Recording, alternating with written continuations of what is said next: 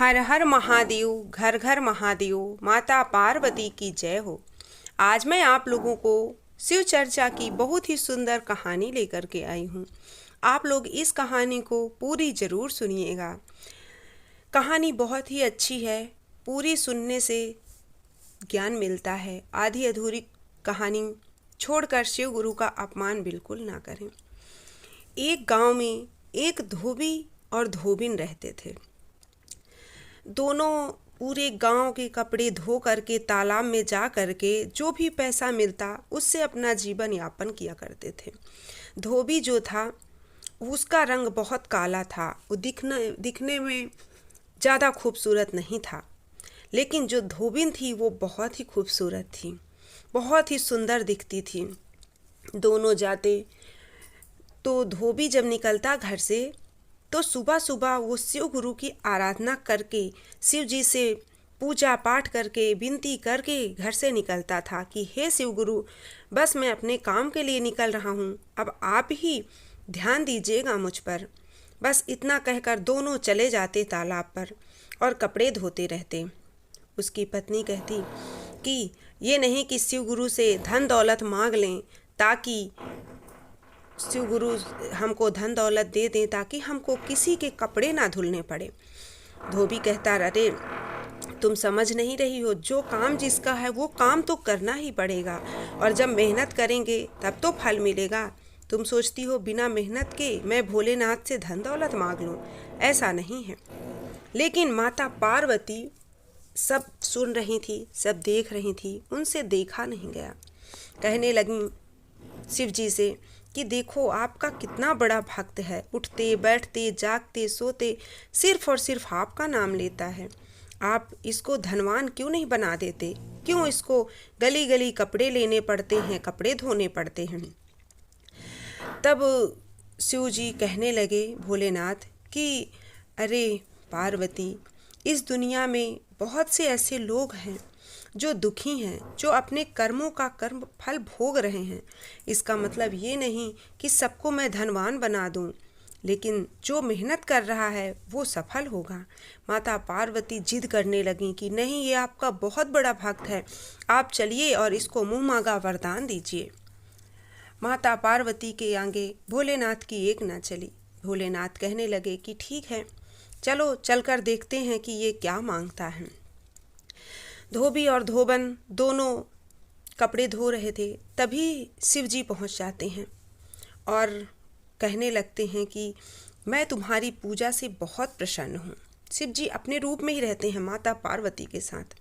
धोबी देख करके अति प्रसन्न हो जाता है और हाथ जोड़कर विनती करने लगता है, खड़ा हो जाता है और कहता है, आज तो मेरे भाग खुल गए जो आपने मुझे दर्शन दे दिया। शिव जी कहने लगे, मैं दर्शन देने के साथ साथ तुम्हें बहुत कुछ देने आया हूँ, मांगो, तुम क्या वरदान मांगते हो? धोबी कहने लगा, हे गुरु, हे शिव गुरु, हे शिव जी, हे महाराज, आप मुझे कुछ मत दीजिए, आप मुझे एक वादा दीजिए कि जब मैं आपको बुलाऊंगा, जब मुझे ज़रूरत पड़ेगी, मैं उस दिन मांगूंगा। मैं आज कुछ नहीं मांगूंगा आपसे, मुझे जिस दिन ज़रूरत पड़ेगी उस दिन मैं आपका नाम पुकारूंगा, आपको प्रकट होना पड़ेगा और आपको मुझे वो देना पड़ेगा जो मैं मांगूंगा। महादेव पार्वती की तरफ देखकर मुस्कुराते हैं और मन ही मन कहते हैं, देखा कितना चतुर है ये धोबी। शिव जी वहाँ पर उसको कह कर कि ठीक है, जब तुम पुकारोगे मैं ज़रूर आऊँगा। इतना कहकर माता पार्वती और शिव जी अंतर ध्यान हो गए। धोबिन कहने लगी, इतना अच्छा मौका हाथ से जाने दिया, कुछ मांग लिए होते तो आज हम अमीर हो जाते। धोबी कहने लगा, कोई बात नहीं, समय आने पर मैं मांग लूँगा जो मुझे चाहिए। दोनों फिर घर चले गए। फिर रोज़ उनका यही निरंतर कार्य चलता रहा। एक दिन धोबिन और धोबी दोनों चले जा रहे थे तालाब पे, तभी उनको नगर का राजा दिखा। राजा चले जा रहे थे राजा, तभी राजा की नज़र धोबिन पर पड़ी। धोबिन बहुत खूबसूरत थी। राजा देख करके मोहित हो गए।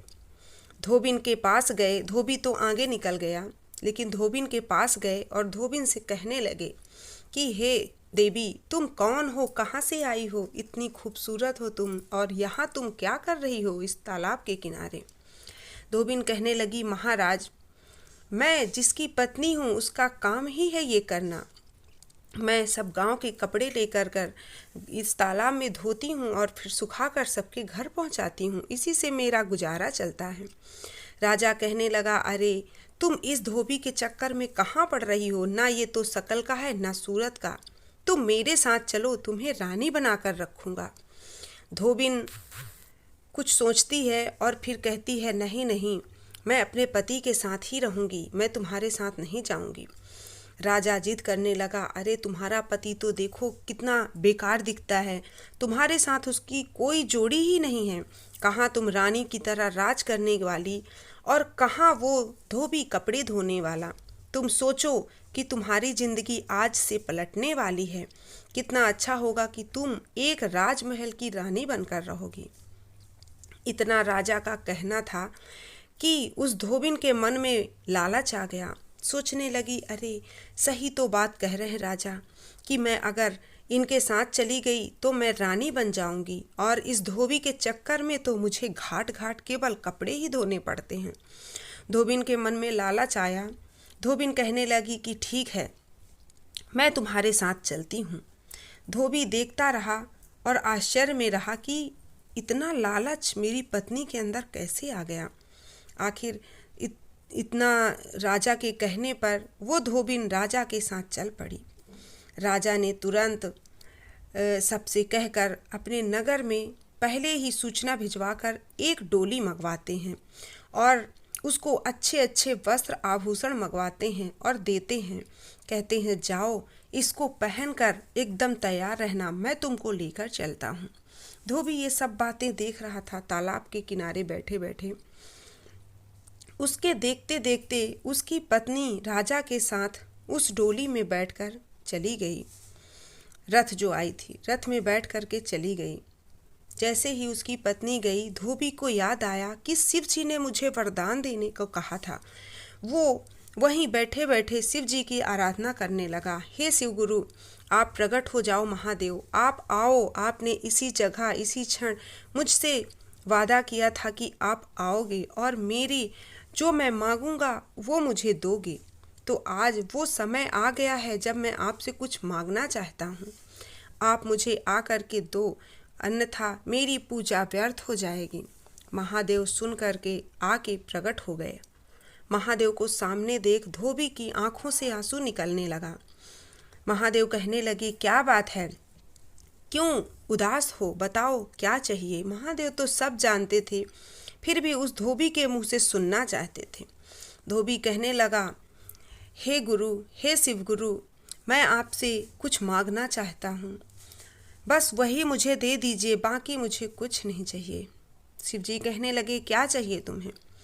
धोबी कहने लगा, मेरी पत्नी अभी अभी लालच में पड़कर राजा के साथ राजा की पत्नी बनने के लिए चली गई है, आप बस उसको सुंवर बना दीजिए, बस, और मुझे कुछ नहीं चाहिए। अभी के अभी उसको सुंवर बना दीजिए, बस यही वरदान मुझे दीजिए, बाकी मुझे कुछ नहीं चाहिए।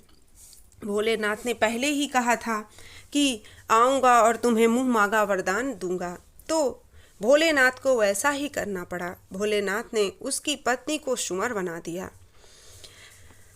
धोबी तो कपड़े धोकर अपने घर आ गया, लेकिन राजा जैसे ही अपने राजमहल के पास पहुँचे, बाजे गाजे ढोल सब बज रहे थे बड़े धूमधाम से। राजा बहुत खुश थे। राजा ने कहा सबको कि मैं रानी लेकर आया हूँ और इतनी सुंदर है कि उसके देखते ही रह जाएंगे सब।